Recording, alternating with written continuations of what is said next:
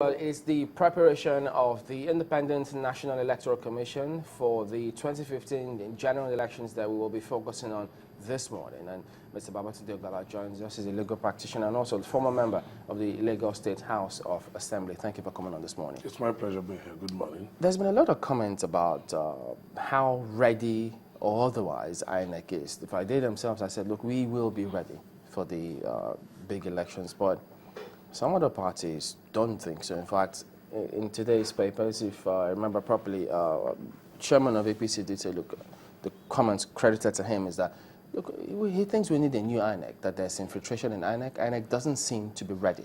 From what you've seen, you think? You see, from what I've seen and from what INEC itself has said, INEC doesn't seem to be ready for this election, as it were. Of course, as at this point, we can only measure them by the steps that ought to have been taken towards the elections and how well has that gone.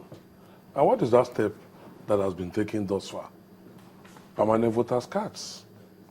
At least in Lagos, where I reside, where I intend to vote, as we speak, over 70% of Lagosians don't have permanent voters' cards.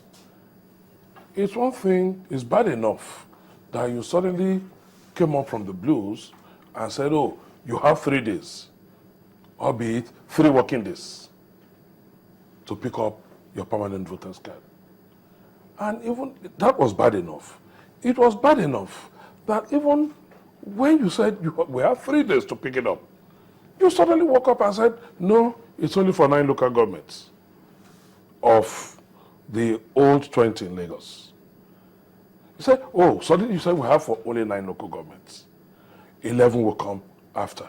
What you had 3 years. If I recall, the voters' card that we had, the laminated one, which they call the temporary, we've had since January 2011.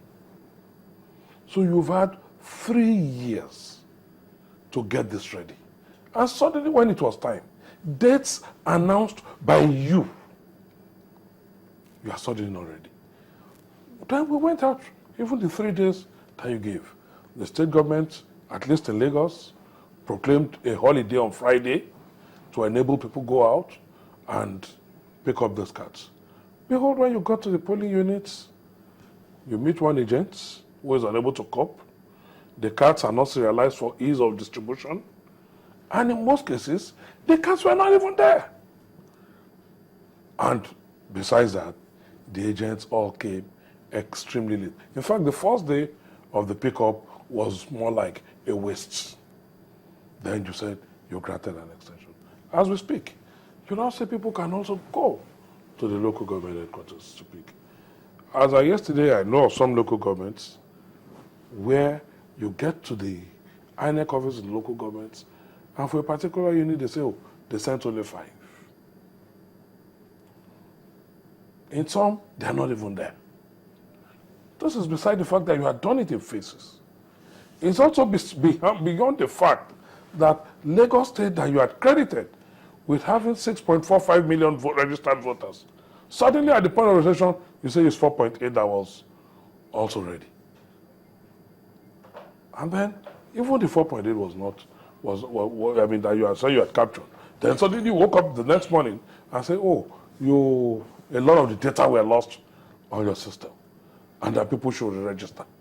Even the process of registration is almost impossible. I'm not even talking about INEC embarking on educating the public on the necessity of picking up these cards and how they're going. Of course, the political parties and the various state governments had to mobilize, try as much as possible to mobilize people. INEC just issued a press statement in a city of 21 million people for 6.5 million voters, majority of who are illiterates. You just issue a press statement in the paper and you assume that is enough. So for me, INEC, if one is to measure INEC by that standard alone, because I'm not in a position to talk about the other steps. The other steps, yes, they've rolled out the timetable. I hope they are following the timetable. But beyond that, I think about, was it a week or almost 2 weeks ago, INEC again came out. No, this week, Yeah, in fact, the statement I had before me, which was published on the 10th of December this year, the chairman says, look, that by January 30, 2015, PVCs would have been produced and distributed to every eligible voter in the country. As it is today, it's appearing almost impossible. When you're asking people to come and register afresh, almost 2 million in Lagos, you said their data was lost. Look at this other part. It says, so far, registration has been completed in almost all the 36 states except Borno and Niger states, where the process will soon commence. Well, I don't know who is giving the INEC chairman. I mean, I'm involved. I'm in politics. I'm in civil society.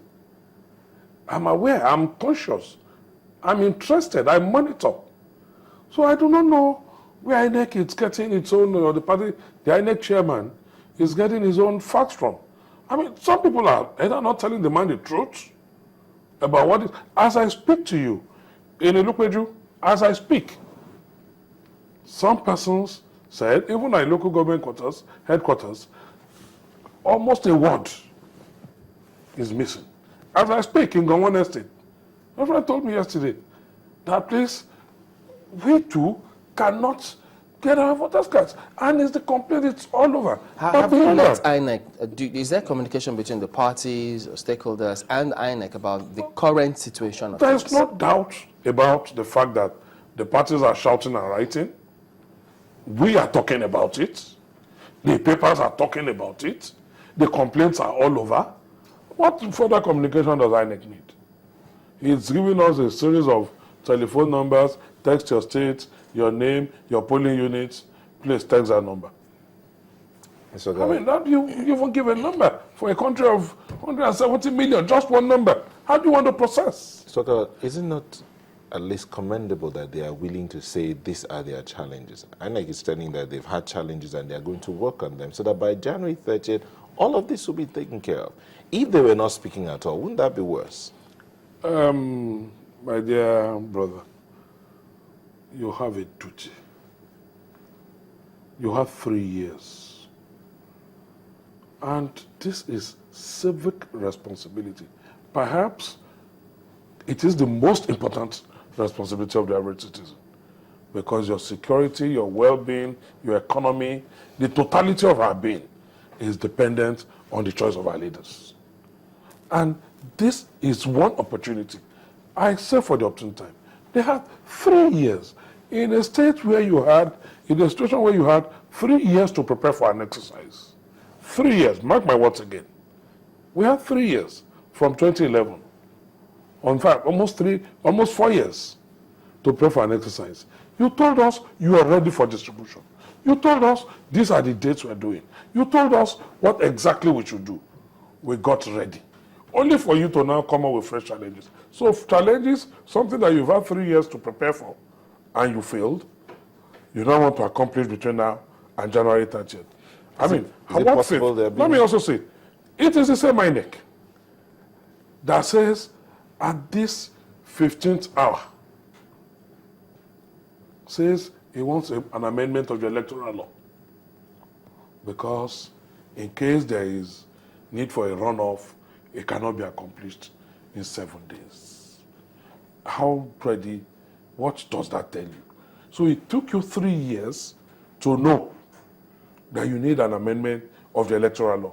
You want to amend the electoral law when the process has started. The election process started the day INEC issued notice of election.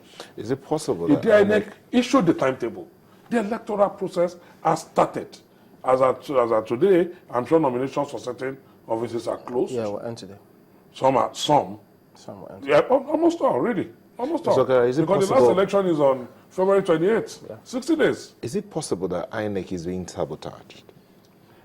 My dear brother, at every point, at any point, every government is being sabotaged. I'm sure there are people who are waiting out there to sabotage channels. Sabotage starts from the burglar who wants to burgle your premises, your competitor who wants to make sure you don't come on air. So you are prepared for this sabotage. That is why you have put every structure in place to make sure we are on air. So INEC cannot come out and tell me possibly been sabotaged. That's no excuse, with all respect. It's no excuse to talk about sabotage. Sabotage, you should expect. The parties want to win elections. The candidates want to win. Inside INEC, there are those who are making money. There are those who are just not unhappy with the system. So sabotage is all over the place. So it is no excuse to say you are being sabotaged. When you plan, that is why you have security departments. That is why you have all manner of software to protect your data. That is why you have all manner of structures to make sure your system does not collapse. So please, let us not make that lame excuse of INEC being sabotaged. But about the sabotage, INEC knew it was going to be sabotaged from day one, both from within and from without. So you cannot give us those excuses. Well, INEC what you've told us is you are ready, you've assured us, continuously assured.